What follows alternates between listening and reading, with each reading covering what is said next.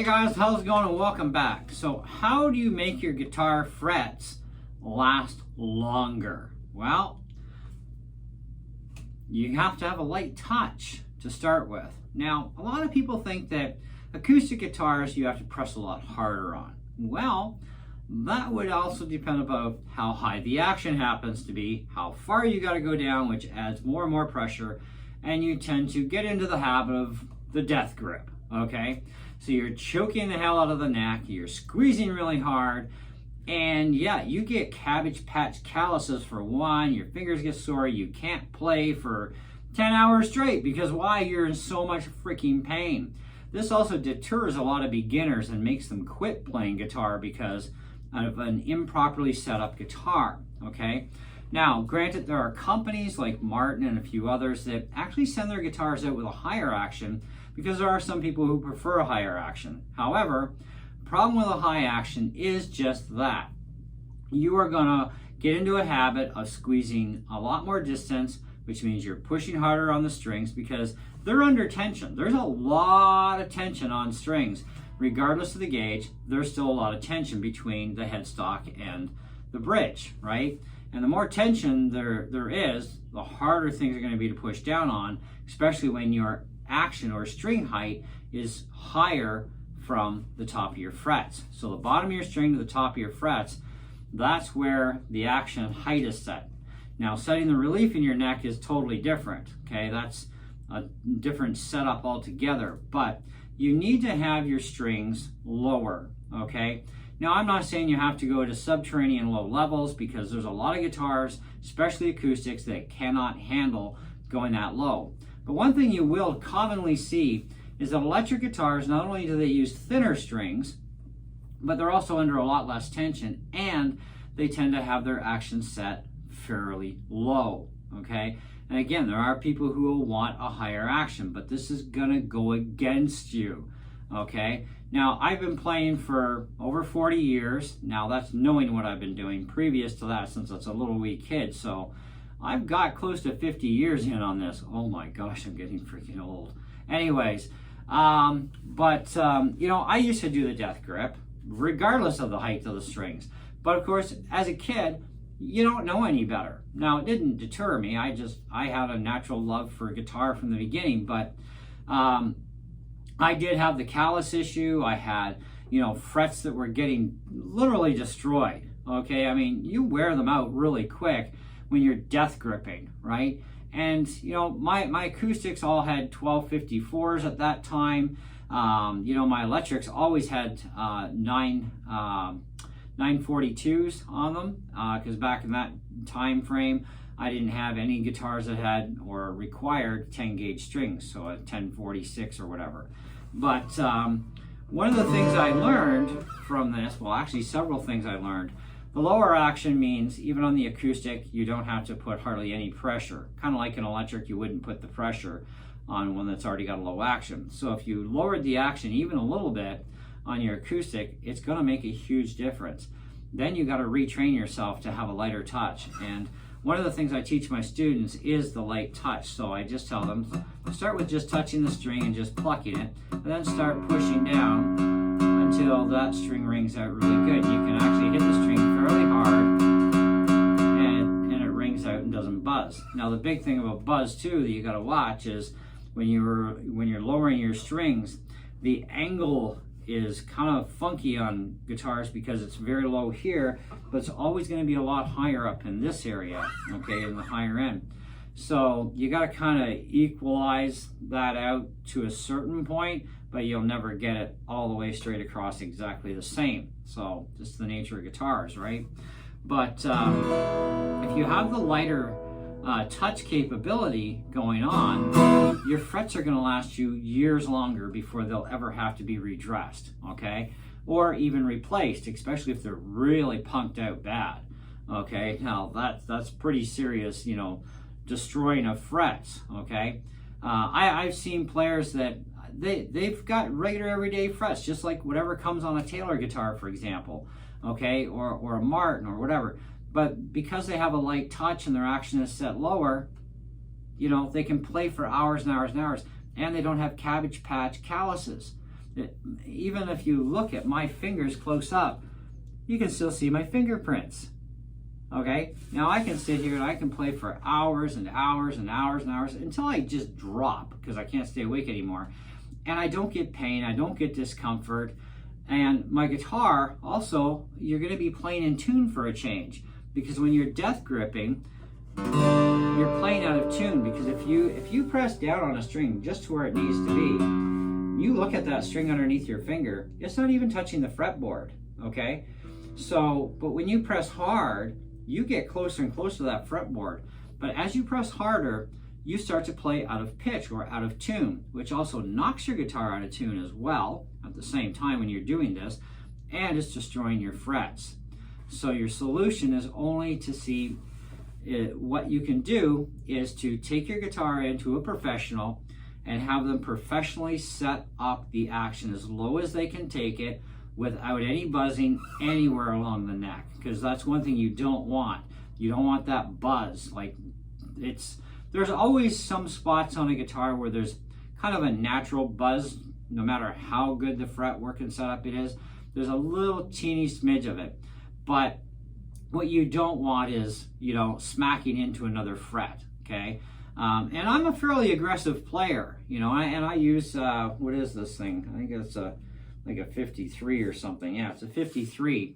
And even with a 60.6 millimeter pick, I can still be very aggressive and I'm not buzzing my strings. Now, this is a factory setup guitar from Taylor. All my Taylors are factory set up, and they kind of vary a little bit here and a little bit there, but they're kind of like, they're not a medium action and they're not a low action. They're kind of a little bit of in between, right? I kind of actually like the way these are set up, and I can play with a very light touch. Now, if I want to go even lighter in my touch, then I could actually take some meat off the saddle and lower its height a little bit, and that would give me a little bit more closer, and I would be actually even to play even longer, which means I got to find another way to stay awake. But either way, as long as I remember that, this is the action setup, this is the pressure I need on this guitar or that guitar and so on, because they're not all going to be set up exactly the same for the heights. But as long as I keep that in mind and remember, hey, I don't need to actually squeeze any of these things out hard. And I know with this Taylor, I barely have to put any pressure, like barely. The other thing you'll find that when you have a guitar with a lower action setup and you've learned to not death grip anymore, is you're going to also be able to not only play for hours and hours longer with no pain, okay, you're also going to be able to play faster, okay?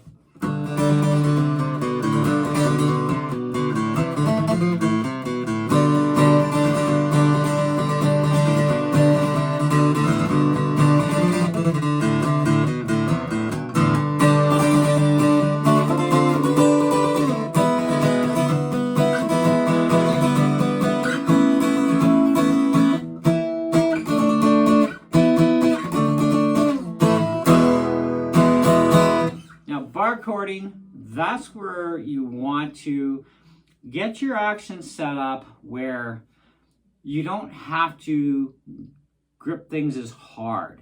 So technically speaking, even though I prefer the action the way it is on here, when it comes to bar chording, most of my bar chords, I'm all right, and I don't have to do a lot of pressure with that first finger laying down as the bar, okay? But if I want it to even be less pressure down, okay, then I would take my action or my height down a little bit more. Probably about a 0.5 millimeter would be like absolutely perfect. And that means sanding down the bottom end of the saddle, okay? Now that's very tricky to do because it has to stay perfectly square. And there is a special tool that you can get. You don't have to be a luthier to do this, but you can buy the tool, take out your saddle, clamp it in, it's not that hard, run it across a perfectly flat surface, preferably a glass surface, mount the sandpaper on a glass surface, because that's super, super flat with no defects. Well, shouldn't be any defects anyways in glass compared to wood. But you need a flat surface, even if it's a piece of, perfectly flat marble or, something like that, right? And you just run the tool back and forth, like you set that height for how much you want to take off, and you just run the tool back and forth and back and forth and back and forth, and eventually it's going to stop removing meat because it's come to where you set it. So try a very small amount, like about a 1/2 millimeter, right? Because a millimeter is actually a lot thicker than what you think. And with the overall distance taken into account for that, 1/2 millimeter is a lot, okay? And I usually do this manually by hand, and because I can do it and I'm good at doing it, but the special tool is absolute perfection. So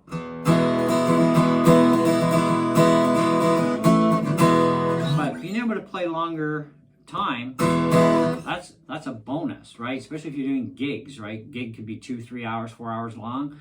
You need to survive your gig. You can't survive your gig if you're death gripping the snot out of this thing, and you're definitely playing out of tune. And any bandmates that would actually notice this the most are when you have an electric guitar in the picture, and that electric guitar player already has a low action generally anyways, and an electric guitar is more precise for its tuning and intonation over an acoustic. Acoustic has a lot of fudge room back and forth in comparison, so an electric guitar player would be able to hear that you're playing out of tune just because you're squeezing too hard, right?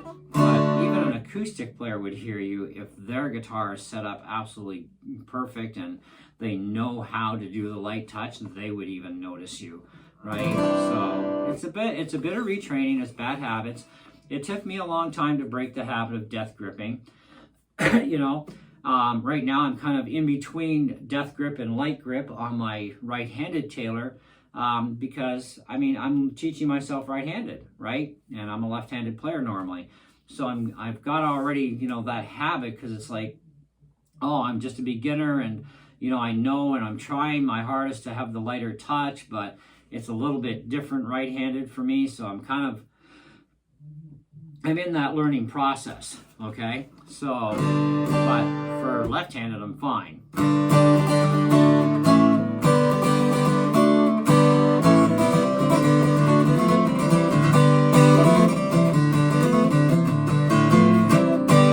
if you're always hitting hard and death gripping, it's going to slow you down a lot, okay? So if you want to have that capability of speed and accuracy and good sound, lower the action a little bit, just a little bit to start with, and less pressure, okay? If you've already got a really low action, then you're okay. You just got to get out of that stupid habit of death gripping, you know what I mean?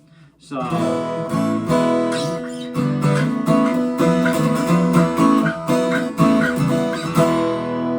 anyways, that's what I got for you. Thanks for watching. See you on the next one.